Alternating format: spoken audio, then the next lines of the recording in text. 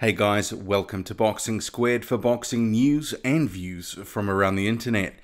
Jarrell Miller is shaping up to be a fighter that many fans expect a lot from. That he's a top 10 guy, or on the fringe at least, someone on the rise. Or conversely, other fans think he hasn't got the chops to do much of anything in the division, that they suspect he's merely an overrated mouthpiece. Really, the divergence of views on this guy, it is quite extraordinary. And I decided to bring up this topic simply because after my post-fight review, there really was the full spectrum of comments from fans, from people who've watched my videos about the American fighter. I mean, the comments from the post-fight Mariusz Wach-Jarrell Miller fight, it ran the whole spectrum. And I was really surprised how divided people are on this guy. And there were some people who were outraged at my suggestion that I thought Jarrell Miller has the ability to go rounds with the champions. So let's rewind really quickly. Jarrell Miller, he moved to 20-0 and 1 draw after fighting Mariusz Wach, the veteran from Poland. A guy prior to fighting Miller only had 2 losses on his record, which were to Alexander Povetkin and Vladimir Klitschko. But let's not get it twisted. I'm not going to overhype Wach here, because this version of Wach that was in with Miller, he was a faded version of himself. A guy that was well past his prime, and he was probably 3 or 4 years off it. I mean, but make no mistake about it, the 37-year-old still had a chin of granite on him, and he's hard to put down. But we also knew at 268 pounds that Wach wasn't in the best condition, wasn't in the best shape. And we all knew all of this going into the fight. From what I could tell, many people in my preview videos who left comments, so there was one a few weeks ago and then one day before the fight, they expected a points decision to a trimmer Jarrell Miller, who did actually come in 15 pounds lighter for the fight.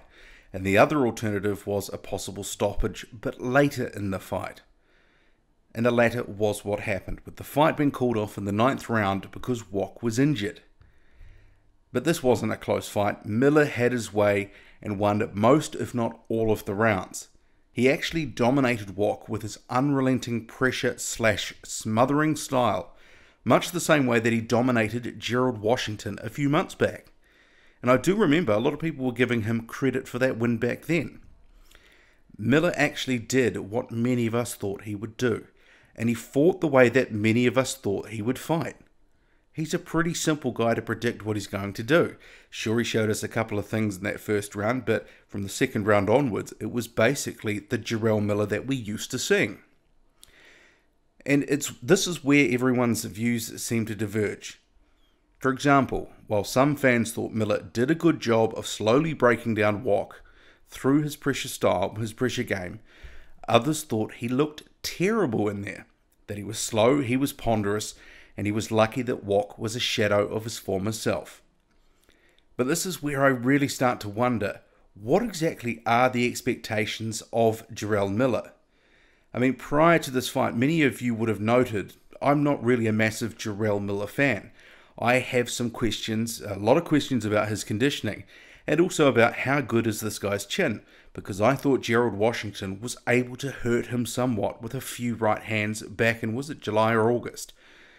But my expectation of him for this fight was that he would come forward, he would pressure Wach like nobody's business, and due to his 15-pound weight loss, he might avoid some shots that he otherwise would have taken at closer to 300 pounds. And my expectations were met. And within that context, I thought, well, it was actually a pretty good performance. And I said as much in my post-fight review, if you got that far. It does make me wonder, though, what are other people actually expecting of him? Because I'm not really sure.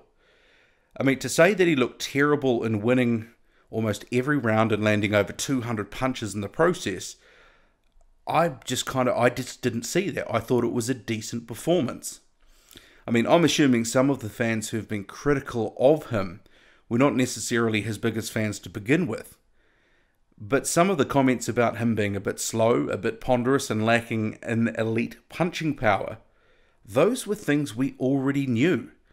Those were not secrets. We already knew that about Jarrell Miller.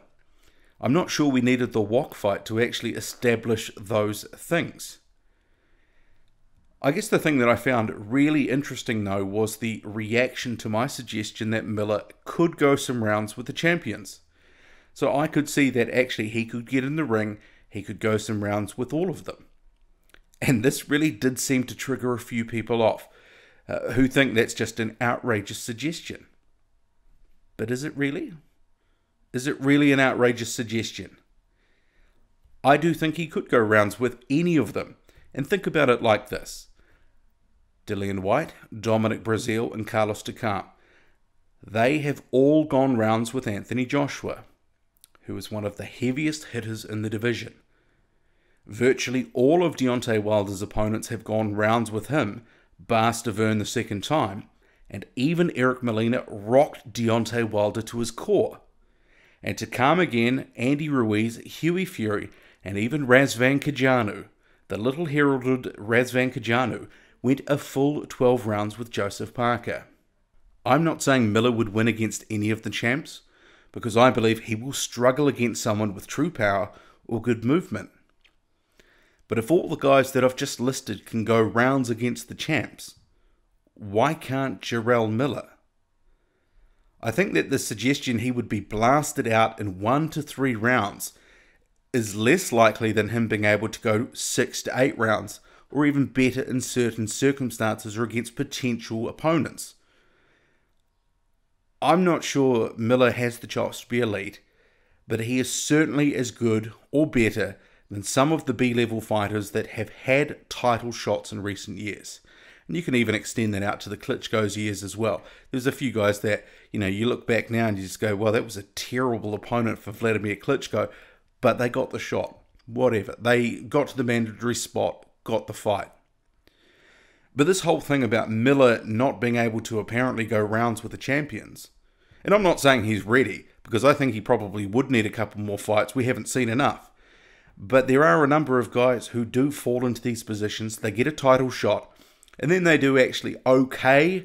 They may not win, but they do okay. I mean, just look at Carlos Takam. A lot of people didn't think that he could go 10 rounds, and he did. And actually, it's not like Joshua blasted him out of there. He made it a bit awkward and tough. Sure, Joshua was winning most of the rounds, but Takam gave a good account of himself. And some of the guys that have fought Deontay Wilder have actually outboxed him until they've been knocked out.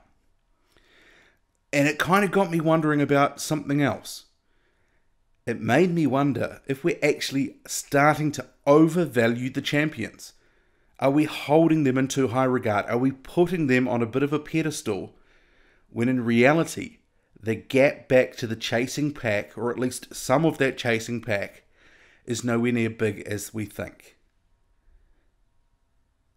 There probably are a number of fighters that could go rounds with the champions. They may not win, but they could probably push them at least for 4, 6, 8, 10 rounds.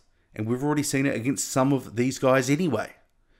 Just some food for thought. What do you make of it? Drop a comment, hit like, hit subscribe, follow me on Twitter, boxing_squared. I'm out.